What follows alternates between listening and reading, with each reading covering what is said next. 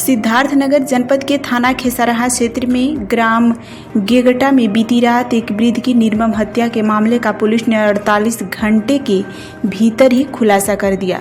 Police और surveillance team की संयुक्त कार्रवाई में घटना में संलिप्त 2 अभियुक्त मनोज और कविता को गिरफ्तार कर लिया गया है।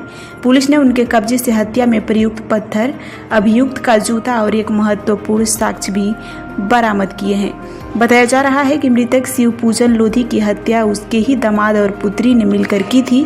वजह थी पारिवारिक संपत्ति को लेकर विवाद और मृतक द्वारा दूसरी शादी की योजना।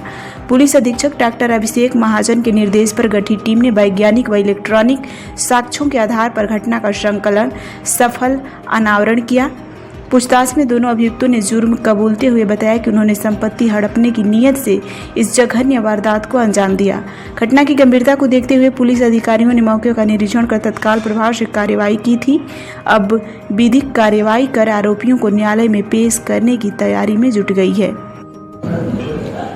देखिए, अपराध एवं अपराधियों के विरुद्ध जो अभियान चलाया जा रहा है एडीजी जोन महोदय के द्वारा पुलिस अधीक्षक महोदय के निर्देशन में आज थाना खेसराहा की टीम और क्षेत्राधिकारी बासी के पर्यवेक्षण में दिनांक 19/20 की रात में एक हत्या की घटना हुई थी, जिसमें एक व्यक्ति जिनका नाम शिवपूजन है, जिनकी उम्र लगभग 65 वर्ष थी, वो अपने खेत में मचान के ऊपर सो रहे थे और 19/20 की रात्रि में उनकी हत्या कर दी गई।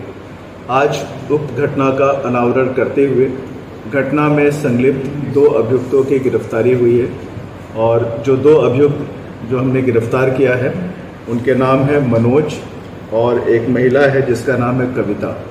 कविता जो है वो इसमें जो मृतक है शिवपूजन उनकी बेटी है और मनोज उनका दामाद है। घटना इस प्रकार से है कि शिवपूजन जिनकी हत्या हुई है उनकी 2 बेटियां हैं, एक जिसका नाम है कविता जो कि गिरफ्तार हुई है और दूसरी बेटी है सरिता। शिवपूजन की पहले एक शादी हुई थी। शादी में उनकी जो पत्नी थी उनकी पूर्व में भी एक विवाह हो चुका था, जिससे एक लड़की थी उसका नाम कविता है, वो अपने साथ लाई थी और शिवपूजन से शादी करने के बाद उनसे एक सरिता नाम की बेटी जो है वो पैदा हुई।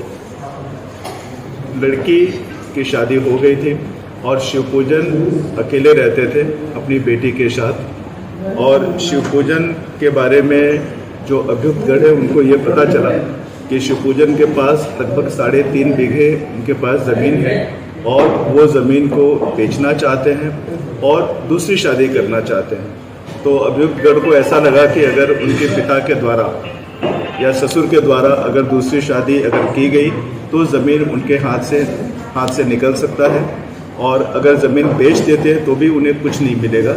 इसी बात को लेकर दामाद और पुत्री 19/20 की रात्रि में शिवपूजन के पास गए और उन्हें ये समझाया कि हम लोग आपकी देखभाल करेंगे, आप ज़मीन मत बेचिए और दूसरी शादी मत करिए।